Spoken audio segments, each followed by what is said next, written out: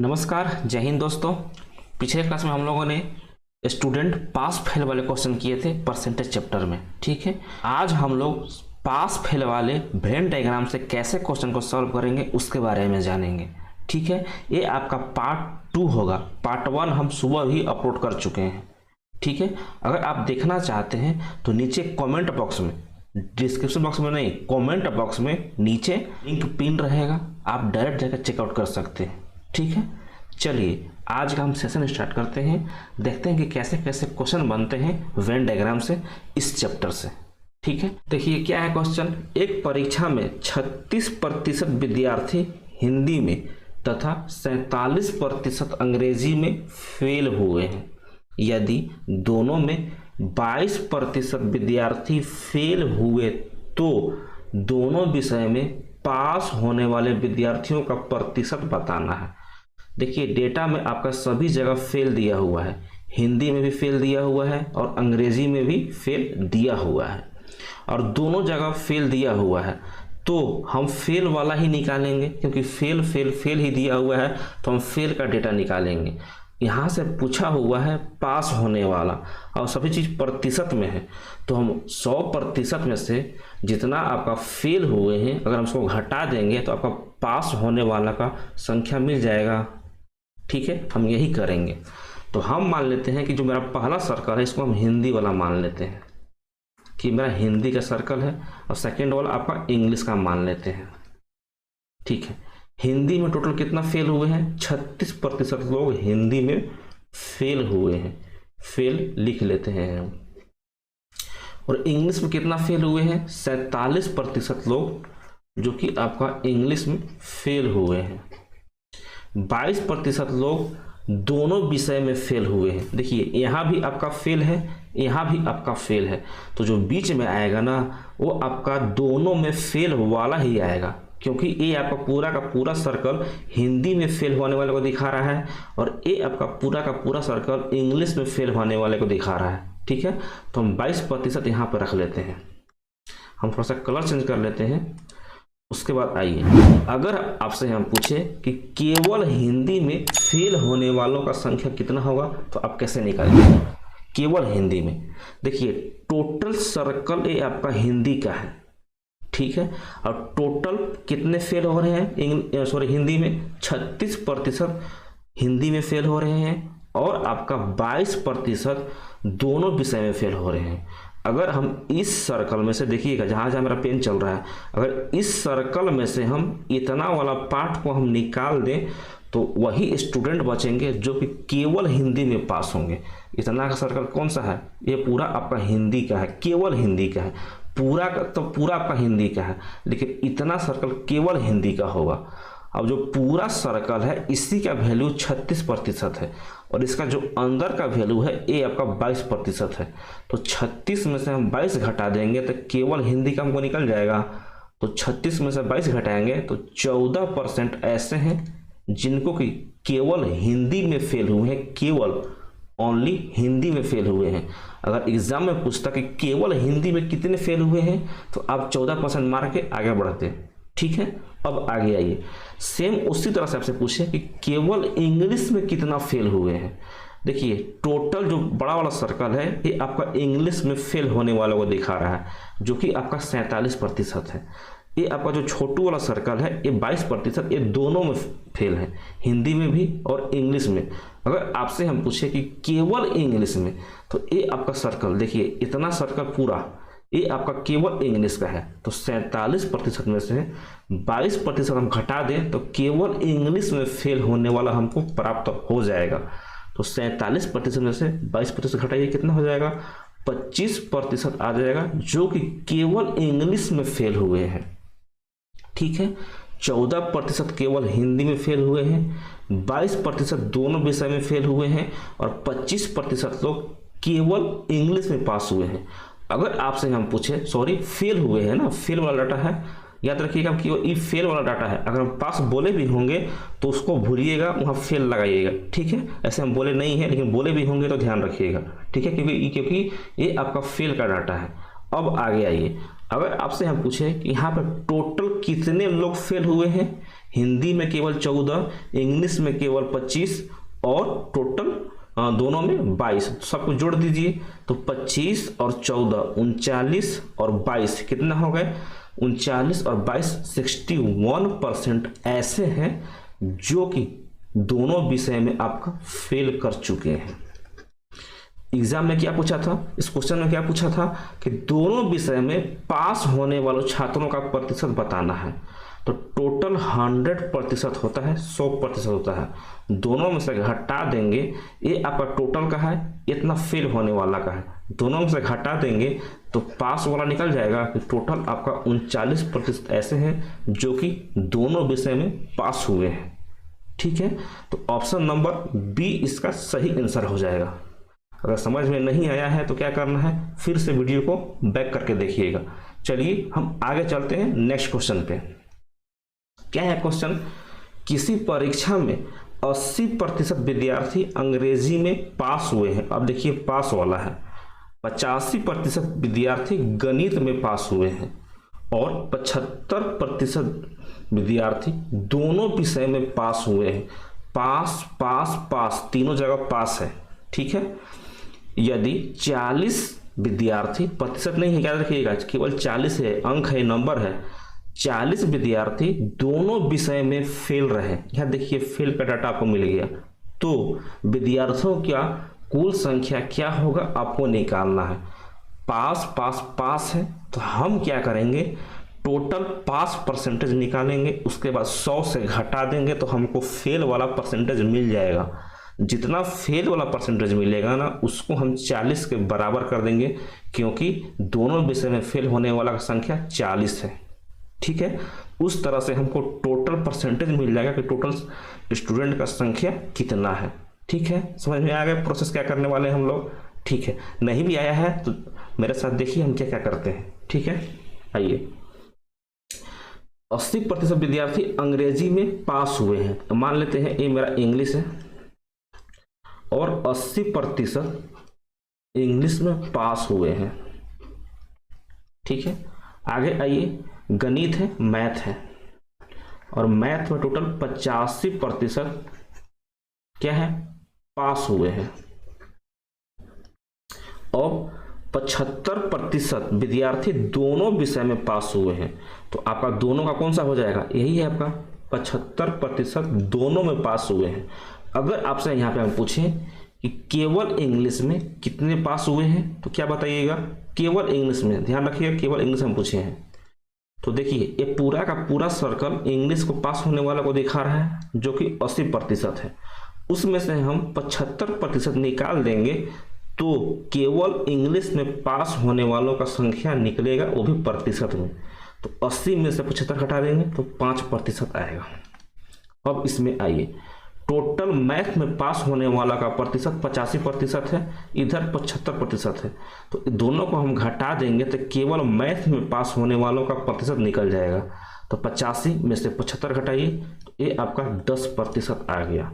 अगर आपसे हम पूछे कि टोटल कितने लोग यहाँ से पास हुए हैं, ये पास ही वाला है ना जी, ये पास वाला है, देखिए सभी जगह पास वाले हैं।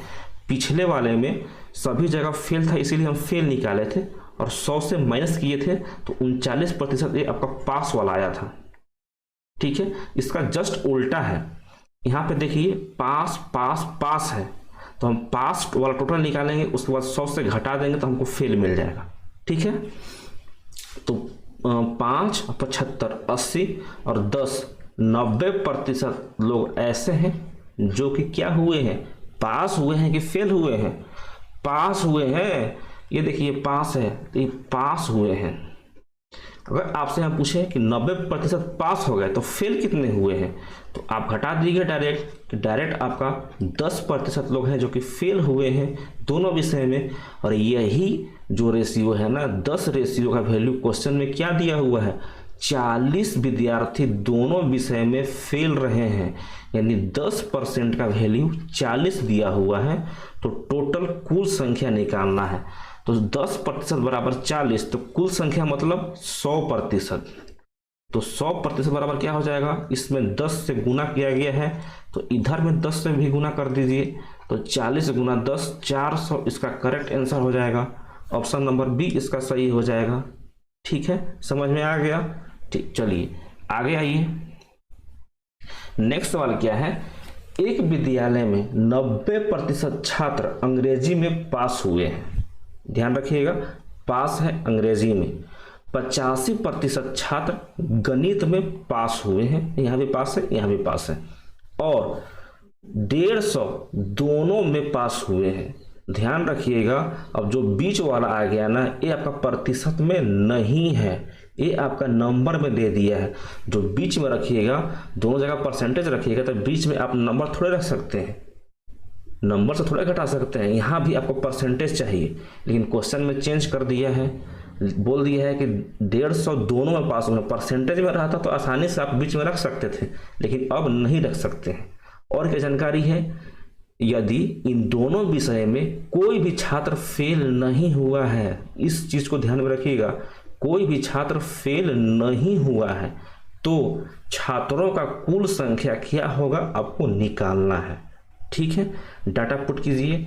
90% छात्र अंग्रेजी में पास हुए हैं, अंग्रेजी में यानी इंग्लिश में 90% क्या हुए हैं, पास हुए हैं, पास लिख लीजिए। आगे क्या दिया हुआ है, मैथ में, गणित में 85% क्या हुए हैं, पास हुए हैं, पास लिख लीजिए।